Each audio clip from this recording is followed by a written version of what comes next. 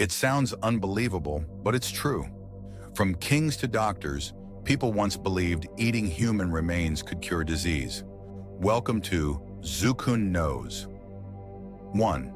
The craze for mummy powder. In medieval and Renaissance Europe, mumia was a popular remedy. It was a dark powder made from ground-up Egyptian mummies. People believed it could heal everything, from headaches to internal bleeding. Apothecaries sold it like aspirin. But in reality, mummy powder had no medical benefits. It was based purely on superstition, not science. 2.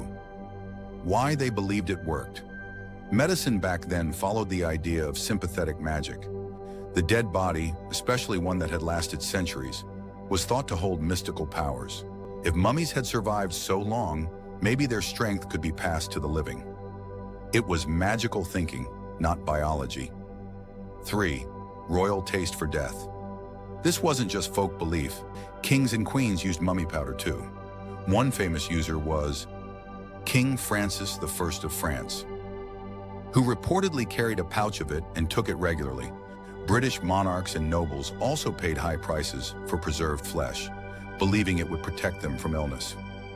4th, mummies as medicine. Doctors prescribed mummy parts in various forms: powder, oil, or even distilled skull. Some recipes mixed mummy dust with wine or chocolate. It sounds bizarre, but it was fashionable among Europe's elite. Again, there was no actual healing power, only belief and reputation. 5. The supply problem. Egyptian mummies weren't endless. As demand grew, tombs were raided and black markets thrived. When real mummies ran out, sellers faked them, using the bodies of slaves or criminals, dried and painted to look ancient. It was a brutal and unethical trade. 6. Cannibalism in disguise.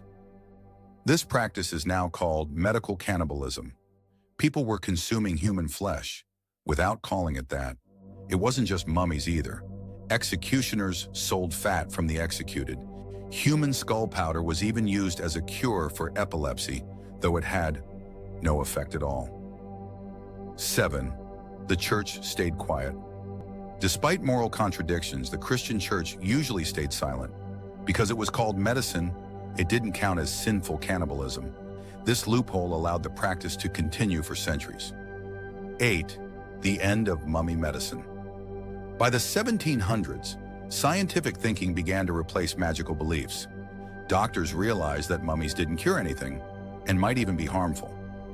Enlightenment thinkers dismissed the idea, and the mummy market collapsed. 9. Legacy in art and paint. Ironically, ground mummy pigment was used in oil paints. Artists loved a rich brown color called mummy brown. Some 17th century paintings may literally contain human remains in their brushstrokes. 10. Lessons from the dead. The history of mummy eating shows how far people will go in search of healing, and how easily strange ideas spread when endorsed by authority. It's a dark chapter that reminds us to question what we're told is medicine. They thought they were healing themselves, but they were eating the past, literally. Subscribe for more strange truths buried in history.